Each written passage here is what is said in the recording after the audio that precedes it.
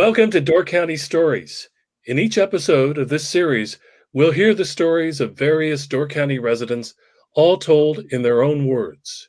Some may be familiar, or you may be encountering them for the first time, but they all make up the vast mosaic of people who live in our community and help make Door County such a unique and interesting place to live. All of the people you'll meet in this series have their own distinctive and individual stories to tell. In each episode, after our introduction, their voice is the only voice you will hear. It is a thrill and an honor to introduce Helen Del Guidice, who is the curator at the Miller Art Museum. Helen brings to Sturgeon Bay a mosaic of creative experiences from meeting the Pope to handling large animals. It's also wonderful to see our small town through her much-traveled eyes. She was a delight to converse with. Please enjoy my conversation with Helen Del Guidice.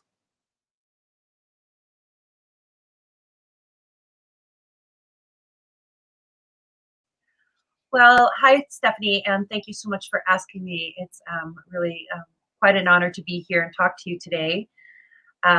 Professionally, I am the curator of exhibitions and collections at the Miller Art Museum. I took that position in June of 2019, so it's about a year and a half that I've been the curator here. And I moved here, I relocated here from the city of New Orleans. And on a personal level, I have definitely been enjoying my time walking in the meadows and on the trails and in the state parks, and indulging in the incredibly fine nature that we have here in Door County.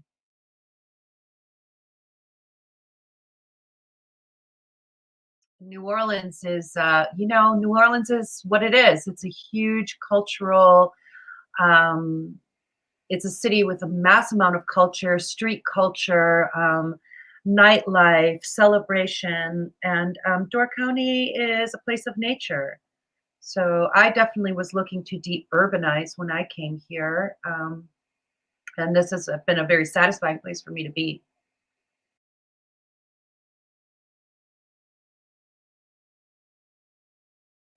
What surprised me about it maybe was the way I changed here, the things that I got to concentrate on and enjoy. Certainly this being here has provided me a very welcomed sense of peace and tranquility and ease of life. And I have, like I said, I've absolutely loved walking in the incredible meadows and fields and on the trails, spend time out on the Anapee Trail and Potawatomi Park, and the incredible beauty here has surprised me, and my full dive into enjoying that beauty has surprised me about myself.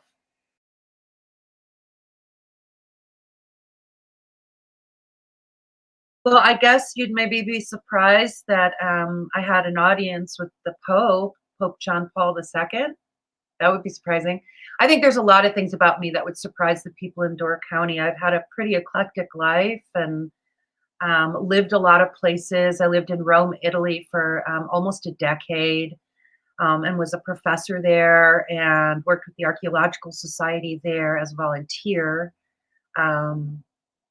I've been working in museums for 25 years, got my start in Chicago at the Chicago Arts Club as a preparator. I don't know. I've got a wonderful, beautiful son. I think that pretty much anything about me would surprise people in Door County because they don't know very much about me.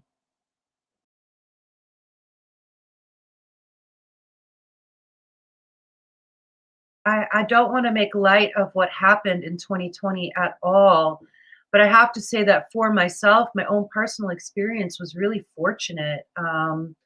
I luckily did not get sick or have anyone close to me that I know of get sick and pass away, and I'm really, really grateful for that. But I also was able to continue doing my job, and that's incredibly fortunate. I know that isn't true for a lot of people, including my own son, who went into furlough. And I got to I really like being alone. I am very much a loner in a lot of ways. I'm very pleased with my time with myself. And so being in quarantine or in lockdown was not difficult for me the way it was for other people. I didn't miss society in that way or long for it in that way. So I got to really indulge in my own projects and my own thoughts and the things that I like to do in my personal time, which when I'm working a solid, heavy schedule, I don't always get to do.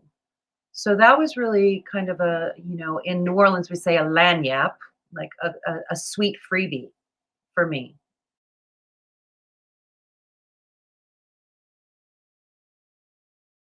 I'm normally a painter as an artist myself. I usually do very high realist miniature paintings, and I do a lot of sewing as well, and jewelry making has been a thing that I've done since I was a teenager. And I really got interested in photography in a very deep way during the lockdown because it was really, really easy for me to do. I was going on these long walks in the woods and taking photographs of the incredible super bloom that happened during 2020. Humans disappeared and animals were a little freer to roam. So things grew in such a, free and bountiful way in this year.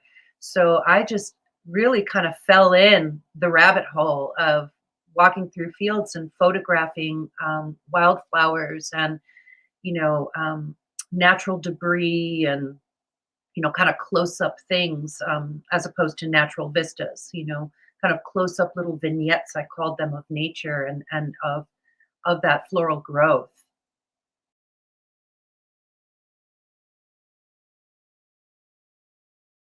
I think that everyone's family experience and the positivity or negativity that a family brings to a person is very individualized. I would never tell somebody how they had to experience their own family or rely on their own family. Um, if you have good family support, I mean, there's nothing like that in the world. I have incredible family support. We're a small family. It's my mother and my son, essentially. And, we are, you know, it's us against the world. I mean, we're together and take care of each other in a very, very big way. And my son and my mother are my biggest fans in anything I do and vice versa. So I hope that other artists have that.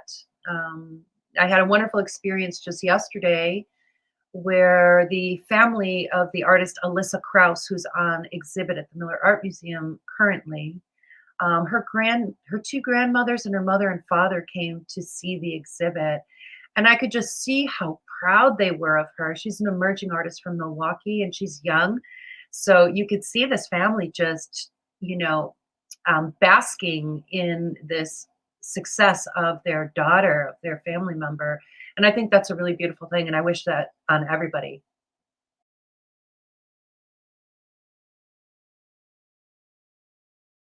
I think that my younger self was very gung ho, very spirited, very lust for life. I certainly was a rebel and did not appreciate authority very much. And I thought that breaking the rules or going by my own rules was the way to go. And I think I was right. I didn't do things in the, required time and in the best way according to society. But I think that I've lived an incredibly full life, and my experiences have brought me here. One thing I think that would surprise my younger self is my own ability to manifest my destiny. I have noticed many times in my life that I have joked about, oh, someday I'm going to do this, ha, ha, ha, and I made a joke of it. When my son was a teenager and all these teenagers were running through my house, I was like, someday I'm going to sell it all and go live in an RV at the beach. And you know what? I joked like that for 3 years. And then, when they moved out, I sold it all and I bought a beautiful old vintage RV and I went and lived at the beach. And then at one point, many times over my life, I've said, someday I'd love to live in a cabin in Wisconsin, out in the woods somewhere. and look where I am. I'm looking to buy a house, and I'm looking to buy a cabin in the woods in Wisconsin. So, I say these things to myself and to my family and my friends as kind of a joke of a vision that I have for myself. And then it naturally seems to just go ahead and come true for me.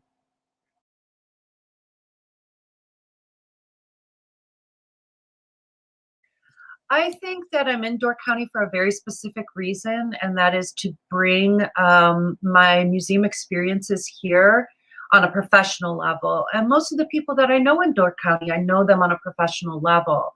So as of yet, partially probably because of the lockdown and my own loner tendencies, I don't have that many deep personal friendships here in Door County. Most of my friendships are still other places. So I think on a professional level, the feedback that I get from people is that I'm bringing something very different to the Miller Arts Center. My experiences are benefiting them, the center, and our goals, and what our audience wants from the museum, wants the museum to do. So far, I get very welcoming and positive feedback from people. So I'm going to go ahead and believe them. I don't think they see me as a rebel. I have no reason to conduct myself as a rebel here. Or, those were the old days.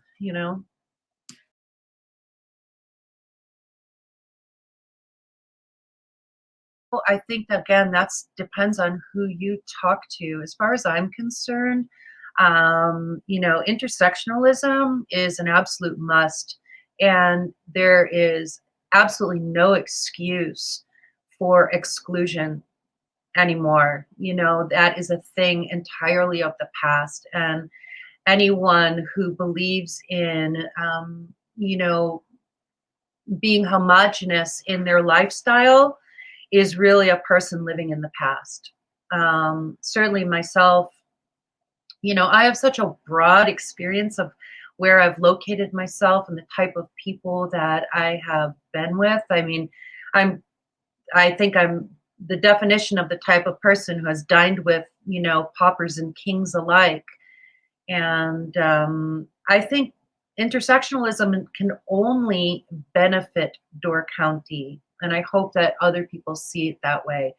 Traditionally, it's a white community, and there's nothing wrong with the traditions of any particular community as long as it doesn't hold on to their power of culture so tightly that other people aren't ever welcome. I think that that's a unfortunate practice. But I think that Door County is full of sophisticated people who have traveled a lot.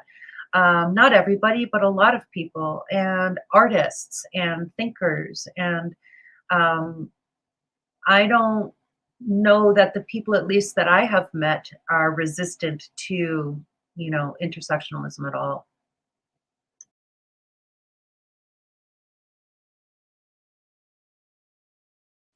Well, I am an outsider, right? I mean, I've only been here a year and a half. I mean, I grew up in the Midwest, but I abandoned the Midwest 30 years ago for sunshine and palm trees and warm weather and exciting places. And this is the first time I've lived anywhere in the Midwest, literally since almost since I was a teenager. So I feel very much like an outsider in a certain way, even though I grew up in, the Midwestern culture. But I'm comfortable with being an outsider. Some people aren't. I've moved so many times. I mean, I moved to Rome, Italy, like, because I wanted to. And I have a 30-year relationship with the city of New Orleans and the state of Louisiana, which is a really cross-cultural place. Talk about intersectionalism. You have, racial identities and, heritages there that don't exist anywhere else in the world. So I've often been an outsider. I've been, a foreigner, and it doesn't bother me at all. I'm quite used to it.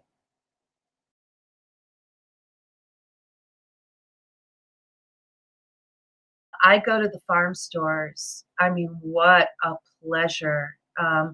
it does cost a little bit more to do that, but boy, is it worth it. I just feel like I'm a big vegetable eater. I'm not a vegetarian, but I eat a lot of vegetables. They're probably my favorite. And can I having spent so much time in Italy, I've canned tomatoes to make pasta sauce, like from somebody's farm. Is just amazing. So that's one of the things, and even the meats that you buy here going to, local butchers. I mean, what a privilege. You don't have that in big cities. You don't have access to local made food that was grown by somebody, and you have some sense of the location of of those products being created. That's one of my big favorite things about being here.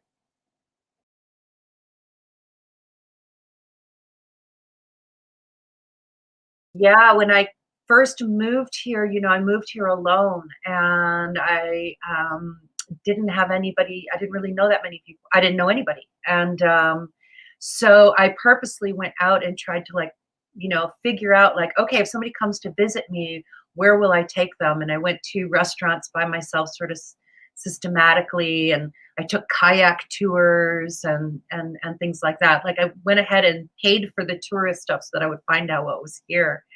And when my son came, the first thing I did was I took him kayaking on Logan Creek. I absolutely love Logan Creek. What a beautiful, slow, easy, and interesting natural atmosphere that is right there. So that's one of my favorites. I also took him walking up on top of the quarry, out Bayshore Road. I don't know if many people do that, but boy, it's like an alien land up there. It's just really incredible and expansive, with all kinds of crazy wildflowers and lichens and rock formations. Mostly I'm taking people to the, on the trails and the nature hikes. Potawatomi is another place that I really enjoy walking around in and kind of discovering.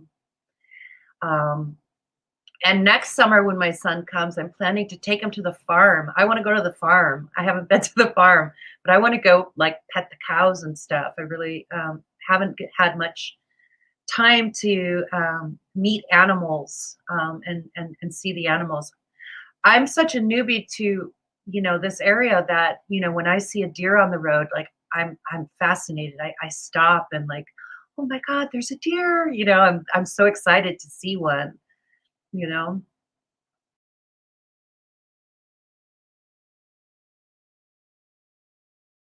My feeling about the vibe is that anything goes here. Really, I think there's so many creative people in music, in theater. Like, I haven't had the opportunity to meet everybody, and I appreciate this platform, and giving the people of Sturgeon Bay and Door County an opportunity to meet me. But I just think that everyone has a lot of energy to be creative here, and they're very supportive of each other. So, if there's a theater performance going on, all of the artists and the musicians show up. If there's music going on, the artists and the theater people show up. They seem to, much more than other places, with the exception of maybe New Orleans, where everybody shows up to everything because that's the thing to do. But I think that may be one thing that Door County has in common. That there is a lot of creative energy here, and the creative people and the people who can be donors to those institutions or those groups do donate. Always more is welcome, obviously, but I think there's a lot of potential. Really, anything goes.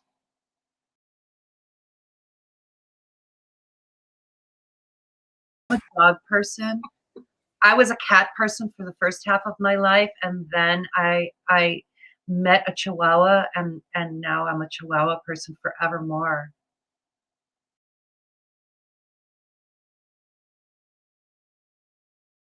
One thing that I'd like to say, and it's just sort of something that's always been important to me, and I'd just like to put it out there to the community, is just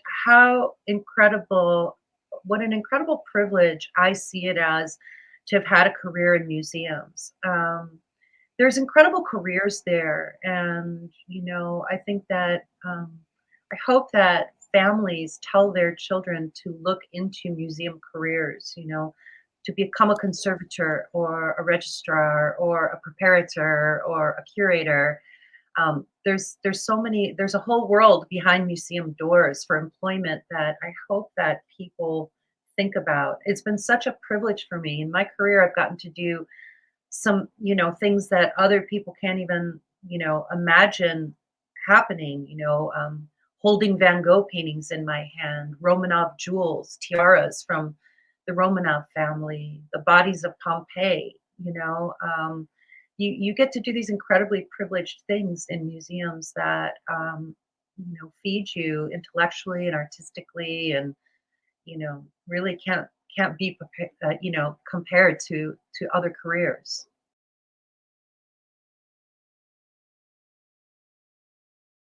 The Pompeii show was really incredible for me. I was on a team that installed that exhibit, which was a massive exhibit, about 8,000 square feet, at the Natural History Museum in San Diego's Balboa Park, which is one of my favorite museums I've ever worked at. I just really, it was mind blowing, the things that I got to participate with there.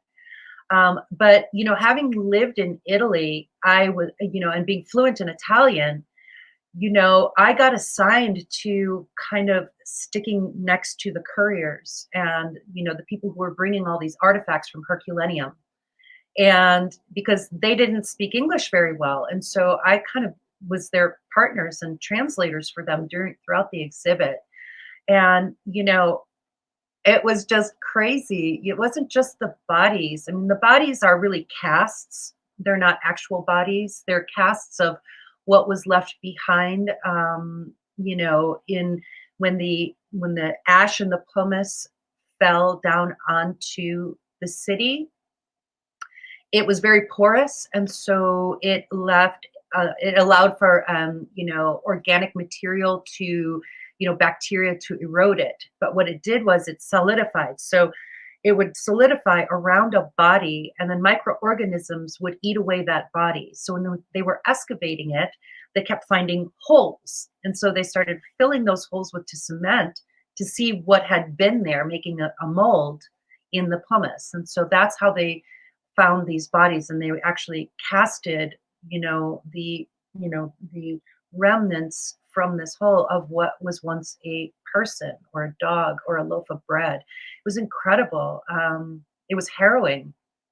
And it definitely does make you feel like, there's an echo through time of, the human condition and human suffering, both at the hands of humanity and nature. It was really incredible. I loved working on that show.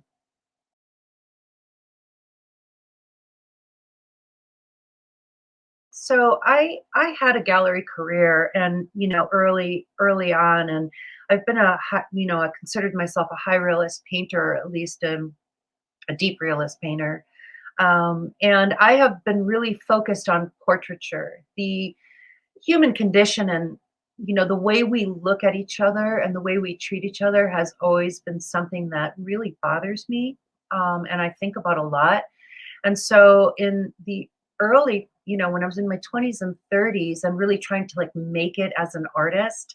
Um, I was looking at, groups of people. So for example, and I was working in series, so I would take up different, topics. So when I was in Rome, I started painting the Romani women, who you find all over Europe, sitting on the corner or walking through, piazzas and begging for money with their children and sitting with the child across their lap as if, in this sort of pietà pose. And, the way the Europeans that I knew spoke about them and in general spoke about them was incredibly dismissive and cruel. They were certainly seen as unwanted people, dangerous, unwelcome. And, even if some of those things might be true, still there was this cruel part of humanity that, cut any link to understanding or rectifying this part of the human condition. And so I was painting them, and I called them the raw Madonnas, and it was very much comparing them to the Pietà, where, you know, where is our responsibility, that sense of piety and pity that go hand in hand when we look at people that we can't relate to or we feel as part of the problem. So that's been, you know, I've always sort of like semi-politicized what I was painting, but I made a conscious decision at a certain point. You know, I was an artist, but I was also, you know, in museums. And I made a conscious decision to allow museums to become my career and my ambition, and to keep my artistry as a sort of, I call myself a closet artist, sort of keep it in the closet, you know, and not to actively pursue it as a money making or name making aspect of myself. Now, whether or not that was a mistake, I don't know, but you know, that's the decision I made. And I sort of stopped selling my artwork and didn't really put it out there. And it was freeing because I could keep my artwork for myself and do exactly with it whatever I wanted to do with it. I didn't have to satisfy anybody with it, which was incredibly freeing in making the artwork. So, you know, if I want to not be political and just go take beautiful pictures of wildflowers and put them on my Facebook page and flower bomb people, I can do that. You know, I don't have a reputation as an artist that traps me anywhere.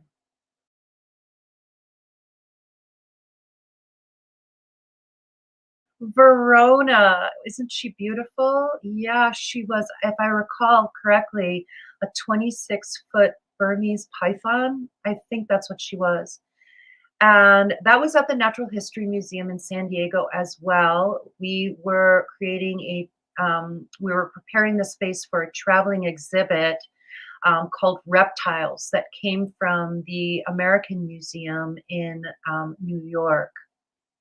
And so it was all of these live animals. We had an iguana that was like 30 years old named Charlie that we had to give a shower every day. And, you know, so we had all these incredible animals in this exhibit.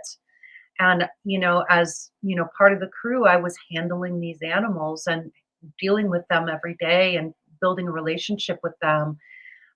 We had a refrigerator with antivenoms, you know, on site because many of them were poisonous. We had monitors and cobras and all kinds of things. But Verona was amazing. It took about 25 people to pick her up because she's dead weight. And in the photograph, you can see that she's like inside this tiny little box, which is what she was transported in when she goes from museum to museum. And it was a box that maybe you would expect your, you know, you could fit maybe a pillow into, or two pillows if you piled them on top of each other, you know, like a Christmas present under the tree. It was outrageously small for this incredibly, but that's what they like, and that's how they're comfortable when they travel. They want to be as tightly wound around themselves in the dark. It produces less anxiety for the animal than if they have space and they can move around and there's light that they can see. They go into just sort of a trance state. It's more positive for their experience. So in that photograph, we were putting her into that box when she was leaving, and I got to, you know, have a little goodbye moment with her.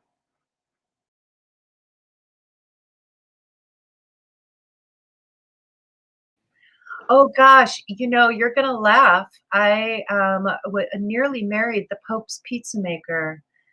When I lived in Rome, my fiance and my relationship in Rome owned a pizza parlor at the Vatican. You know, the Vatican, inside the Vatican, there's an entire world. There's gas stations and butcher shops and, you know, restaurants and all of that because it's its own country inside the Vatican walls. And so his brother-in-law was like a big person in the Vatican bank inside the walls. And so that he had arranged for me and my fiance to be blessed by the Pope. You can apply for an audience with the Pope, and he arranged for that. So we, I can't even tell you, we went through this incredible protocol. We were hand delivered at our house. A guy came to my door dressed in an incredible Italian suit, to the nines, and handed me an envelope of instructions and let me know, kind of gave me a little, heads up about what was going to happen. And we were due at the Vatican at a certain time. We had to go through the gendarme and the Swiss guard and be led by different officials through the courtyard and through different halls and into a room. And we finally ended up sitting in a hallway, my fiance and I, with about 25 other people who were dignitaries from around the world, and like some nuns from India, and some ambassador from Turkey. And it was really strange. And the room was the hall of maps, and there were tapestries from the 1400s that were floor to ceiling in this 3-story hallway that we waited for the Pope. And this was outside of his room, his audience room, which is the room that when he goes to the window and waves at the people in the piazza, that's the room that he's in. And so we were led into the room after waiting for about an hour and lined up, and there he was on this incredible throne, and with a row of priests and a row of photographers, and they would say your name, Helen del Giudice from America. And at that time, we had just gone into Iraq. We were after Osama bin Laden, and we had just declared war and gone in only a few days before that. And the first American soldiers had gotten captured, which was put out on the news all over Europe, but not put out in the United States. And the Pope had been speaking out very, very strongly against us doing that as a humanitarian, a crime against humanity. And so when I was led up, they said to him, "From America." And I kneeled down before him, and he stroked my cheek and said, "America," like that. And that was his blessing. Everyone else, he nodded and went like this too. So I found out later, and I swear to God, I almost fainted. I found out later that the Pope only caresses people who are weak or ill, or, like a starving child. He caresses people that need special help. Otherwise, he just blesses you. So I feel like he, kind of, threw a little Pope voodoo through me to the United States. I don't know if it worked or not, but it was a once in a lifetime experience.